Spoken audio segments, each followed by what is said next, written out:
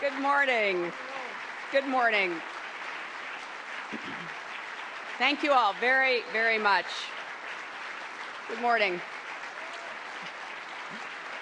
It is, thank you, thank you, thank you. Thank you all, thank you. Thank you.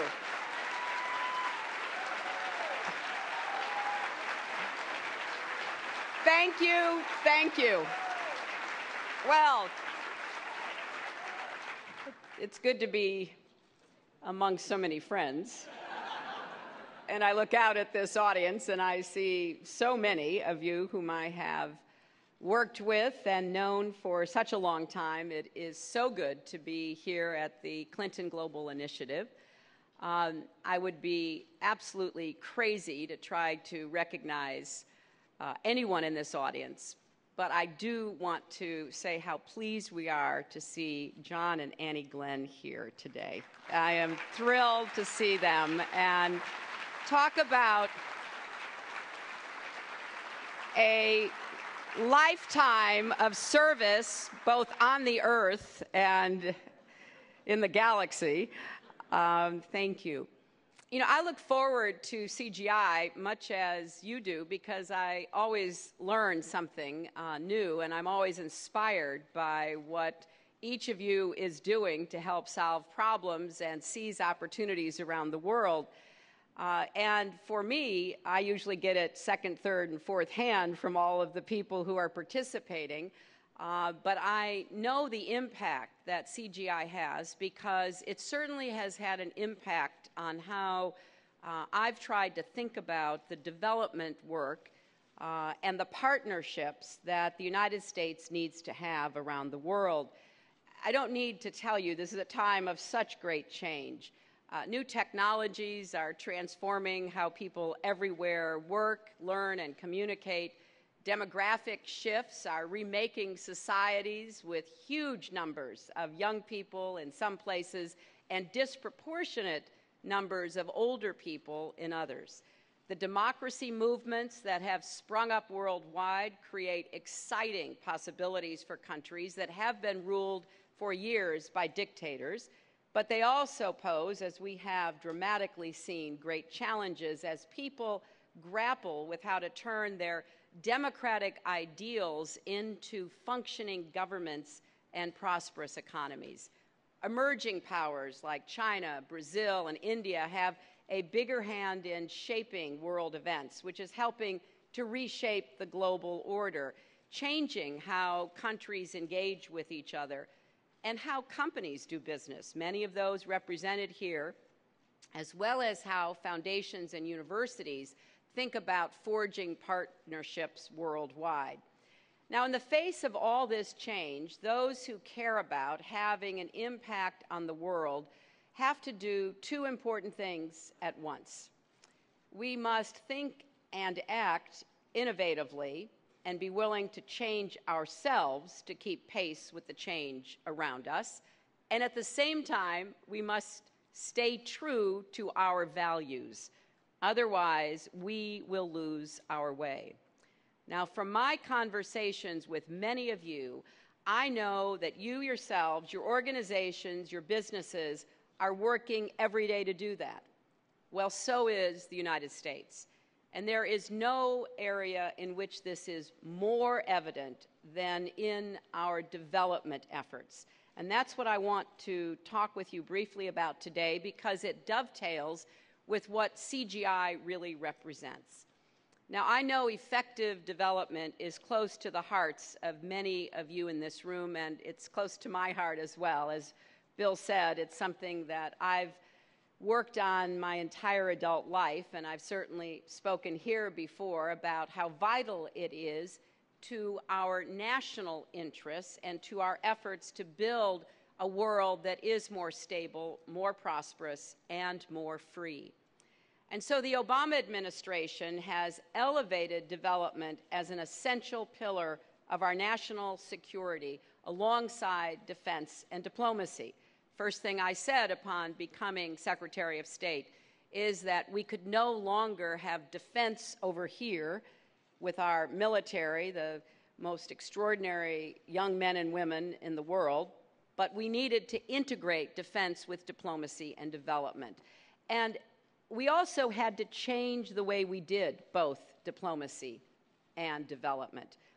Respecting development first, because while we had achieved strong results in some places, we were certain we could do better.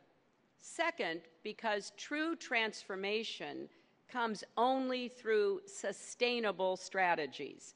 And too often in the past, we had focused, understandably, on the urgent and immediate at the expense of the long term. Third, because the landscape of development has changed. The strategies that we had used in the past were no longer sufficient. Consider this. In the 1960s, official development assistance from countries like the United States represented 70% of the capital flows going into developing countries. Since then, we've increased our development budgets, and yet even with those increases, development assistance now represents just 13% of capital flowing into developing countries, because the amount of investment, trade, domestic resources, and remittances to those countries has skyrocketed.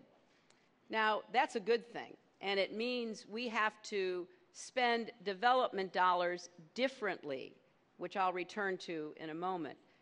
Further, the number of recipients of development assistance with the capacity to design and implement their own development programs has grown considerably. So we have to ask ourselves, how do we take advantage of that capacity and reinforce it? New partners have become involved in development, including former recipients of aid who are now new donors themselves. And how can we help them contribute to effective common solutions? Massive political change is unfolding in several places where we work. How can our development assistance help drive that change in the right direction? Now, these are some of the questions that we have asked ourselves from the start of this administration, and today I want to talk to you about what we've learned and how we're applying those lessons to our development work around the world. And I want to talk about the challenges that still remain and how all of you can help us solve them. I'll focus on three overarching objectives of this administration's approach. The first is we want to move from aid to investment. When development assistance represented a much greater portion of a country's resources, we had to be smart about how to use it, no question. Yet the situation was often more stark and less complex. People needed food and medicine and schools and wells and power in order to develop. And assistance was one of the few and only ways they could get it. But today, with so many other resources flowing into developing countries, development assistance can and should play a different role. We have to think differently about how it fits into a more dynamic economic picture and how it can be a catalyst for economic growth and self-sustaining progress. For example, there are risks that discourage companies from doing business in developing countries. And I heard yesterday at the opening plenary that Jim Kim really made a most generous and important offer. Companies should go to the World Bank and ask about risk assessment. That's what the World Bank does for every country in the world. Well, you can also come to the State Department. We do the same. And through our development programs, we can help to mitigate and reduce investment risks. There are structural barriers that prevent citizens from contributing to their economies, like outdated land tenure laws, the lack of access to education. And through development, we can help development organizations and private sector interests tackle those problems. USAID and the Millennium Challenge Corporation, for example, assist on strategies to strengthen property rights and expand schooling. and can work in partnership with private sector partners. There are many entrepreneurs in developing economies who are ready to launch new businesses, but first they need access to credit. We can help more domestic and international financial institutions provide it, such as through loan guarantees by the U.S. Development Credit Authority and the Overseas Private Investment Corporation. In the 21st century, the work of development must include all this and more. We're not only providing aid to people in crisis, we are making strategic investments, some of which may pay off right away, but others further down the road in stronger communities and long-term economic growth. One example of this, aid to investment approaches in Haiti, which you may hear more about today when my Chief of Staff, Cheryl Mills, speaks. 5 months ago, a shipment of sewing machines was unpacked at the brand new Caracol Industrial Park in northern Haiti. The first tenant was the Korean apparel company Sea, one of the largest garment manufacturers in the world. Today, that factory has 800 employees, most of them women who have never had a formal sector job before. Many are graduates of a new vocational training center nearby. By the end of the year, Sea will nearly double their employees, and they're on track to reach their goal of creating 20,000 jobs by 2016. Additionally, a new power plant opened this year to serve the industrial park and surrounding communities. 9 buildings, including factories, warehouses, and offices, have been built, and more are under construction. A second tenant, a Haitian company, has just moved in. Now, this is part of a much larger coordinated strategy between the government of Haiti, the Inter-American Development Bank, and the United States government and the private sector to create access to jobs, housing, electrification, transportation, and agricultural development. And these types of investments, when married with the entrepreneurial spirit of the Haitian people, are helping to catalyze growth in Haiti's north.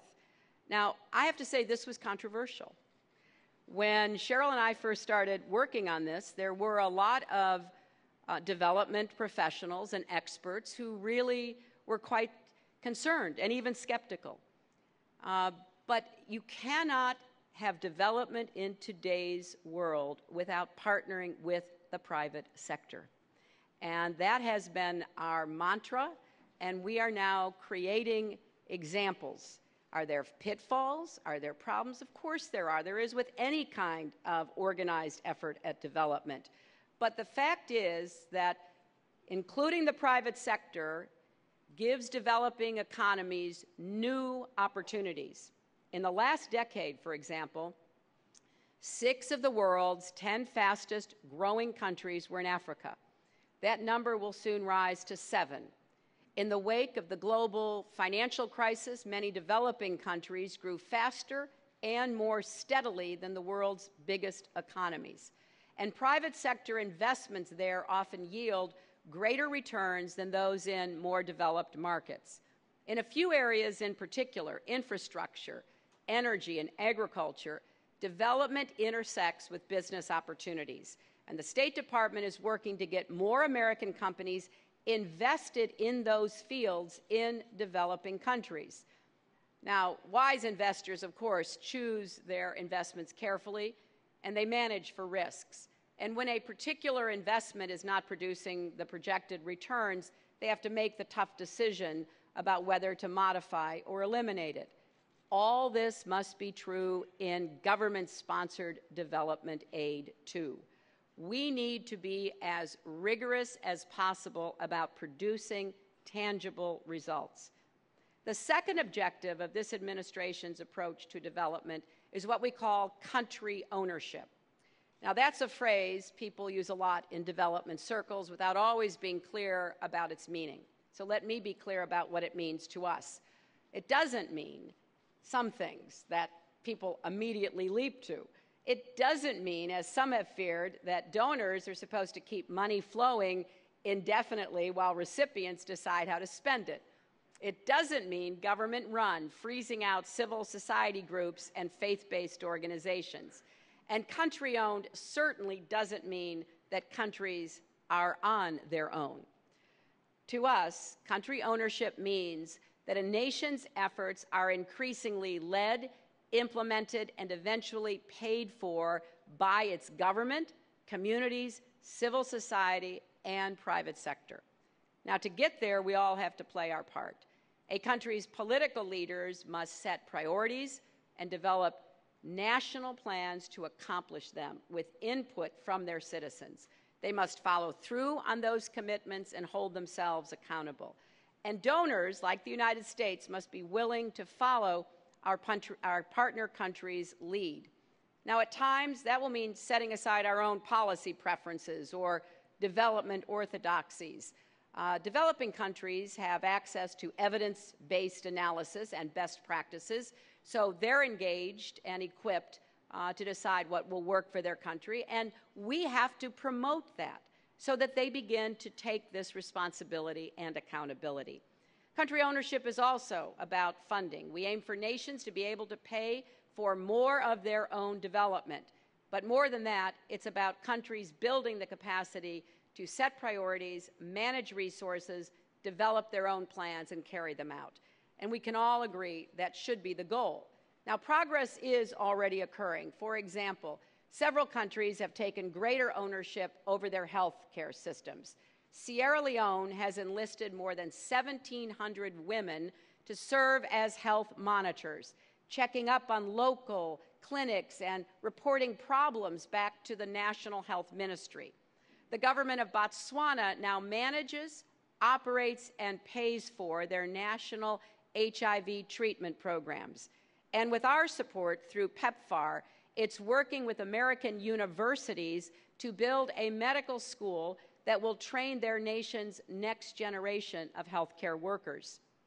In India, when the National AIDS Control Program was launched 6 years ago, half of its budget came from outside donors. Today, less than 1/5 does. The Indian government covers the rest. And Rwanda and the United States are now working toward a new kind of partnership. The United States will continue to provide support for our health programs, including PEPFAR, as well as programs on maternal and child health, family planning, and TB. But the Rwandan government will do the managing, monitoring, and evaluating of these programs, and most will be run through Rwanda's own public system. We've already transferred patients receiving care through PEPFAR to clinics run by Rwandans. Meanwhile, Rwanda's increased ownership and capacity frees our resources so that we can focus more on a priority that they've identified, namely training local healthcare workers. Because in the face of the HIV/AIDS crisis over the last 10, 15 years, we have brought a lot of resources, including human resources, to countries, but they must be able to start building their own resources. Now, because of partnerships like these, we are establishing a new Office of Global Health Diplomacy at the State Department, which will coordinate our diplomatic engagement and provide our ambassadors with the tools and information they need to have a greater impact where the real healthcare work is happening on the ground. Let me mention one other key aspect of what country ownership means. It means ownership by the whole country, men and women. A growing body of evidence proves what is intuitive. When more women enter the workforce, it spurs innovation, increases productivity, and grows economies. Families then have more money to spend.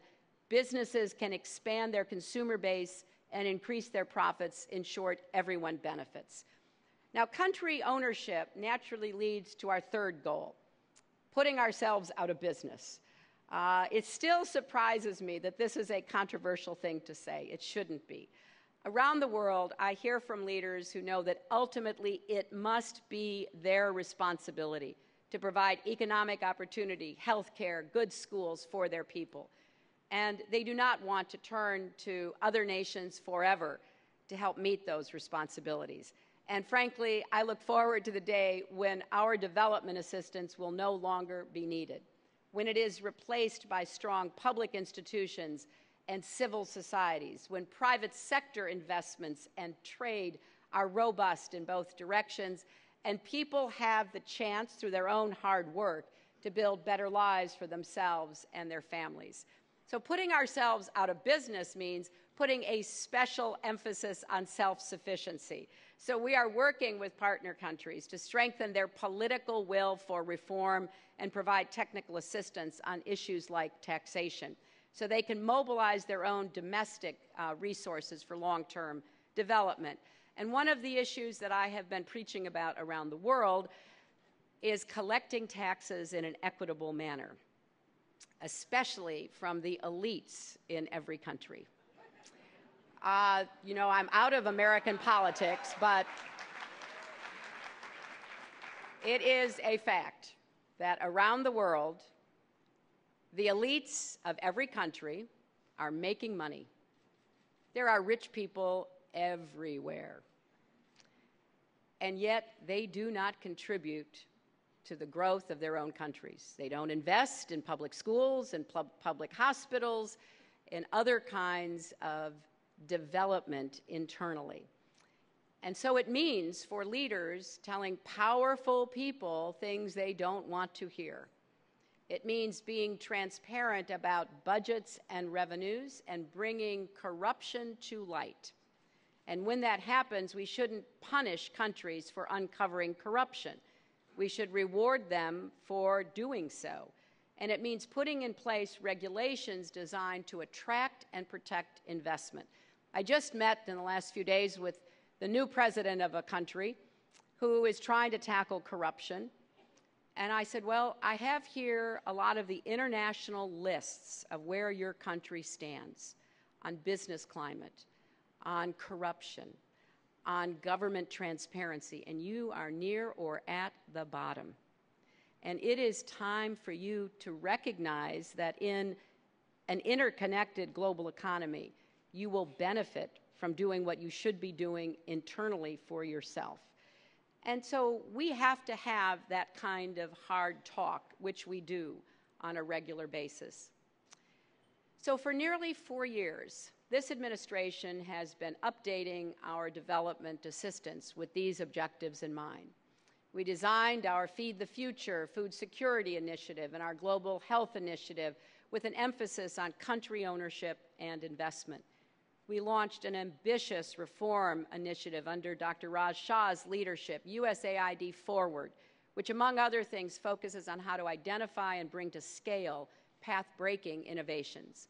And we're creating groundbreaking renewable energy investment vehicles in Africa through the Overseas Private Investment Corporation. And we've launched a range of public-private partnerships through our Global Partnership Initiative. In fact, I announced one example here 2 years ago, the Global Alliance for Clean Cook Stoves, which is working to help 100 million households in developing countries switch to clean cook stoves by 2020 to save lives, improve health, and reduce climate change. But there still is a lot of work for us to do, and that's where you come in. There's one further step in particular I want to mention. I'll be speaking about this at greater length later in the year, and that is investing more deeply in a broader range of partners. Today, much of our development assistance is still invested through one group of partners, international NGOs. They have expertise and local knowledge, and they can respond quickly when needed. We want to continue our successful relationships with them, but we also need to broaden and increase our network of partnerships to advance our work in development. Given the landscape we face, that makes sense.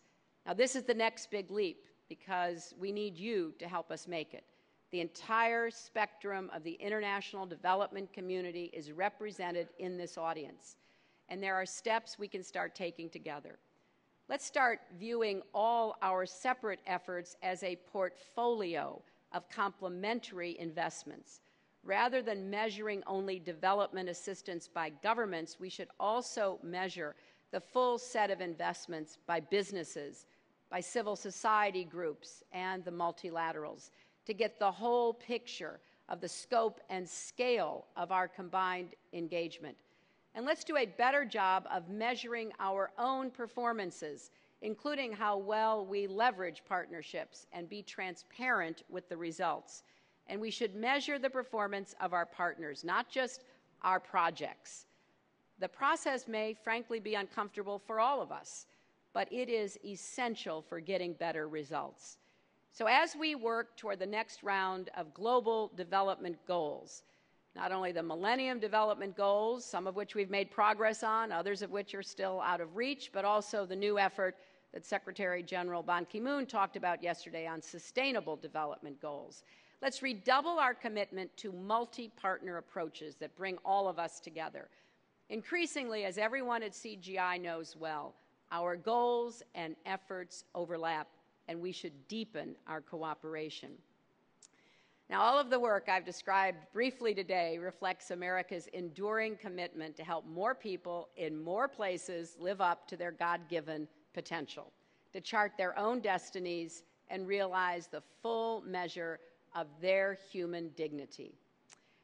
You know, dignity is a word that has a lot of resonance in development.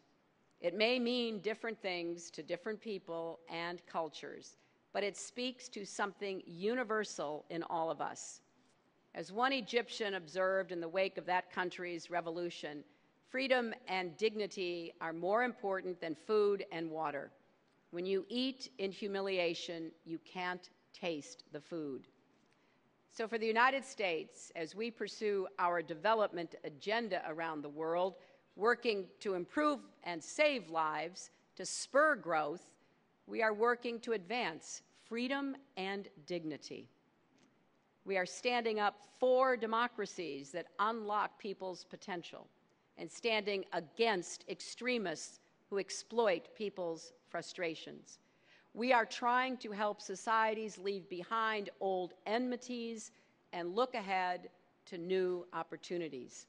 We are backing reformers who build accountable institutions and combat corruption that stifles innovation, initiative, hope, and yes, dignity.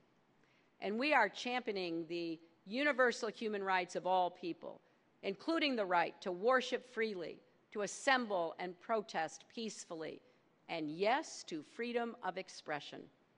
These rights are bound together, inseparable, not just in our own Constitution, but in the Universal Declaration of Human Rights. Threatening one threatens all. Each of these steps helps create the conditions where people can reach for and find a sense of dignity for themselves and their societies. But dignity does not come from avenging insults, especially with violence that can never be justified. It comes from taking responsibility and advancing our common humanity. If you look around the world today, countries that are focused more on fostering growth than fomenting grievance are racing ahead. Building schools instead of burning them. Investing in their people's creativity, not inciting their rage. Opening their economies and societies to have more connections with the wider world, not shutting off the internet or attacking embassies. The people of the Arab world did not set out to trade the tyranny of a dictator for the tyranny of a mob. There is no dignity in that. The people of Benghazi sent this message loudly and clearly on Friday when they forcefully rejected the extremists in their midst and reclaimed the honor and dignity of a courageous city. They mourn the loss of Ambassador Chris Stevens, a friend and champion of a free Libya, and his fallen comrades. They are not alone. People and leaders from across the region and the world and beyond have spoken in recent days against violence. Foreign Minister of Tunisia came to Washington last week and personally underscored his country's stand. And unity on this throughout the international community is crucial. because extremists around the world are working hard to drive us apart. All of us need to stand together to resist these forces and to support democratic transitions underway in North Africa and the Middle East. Throughout this week, as I engaged my counterparts from many nations, we discussed, and we will continue here at the United Nations, how we can work together to build lasting partnerships focused on freedom, human dignity, and development, fostering democracy and universal values. And we need your help and leadership.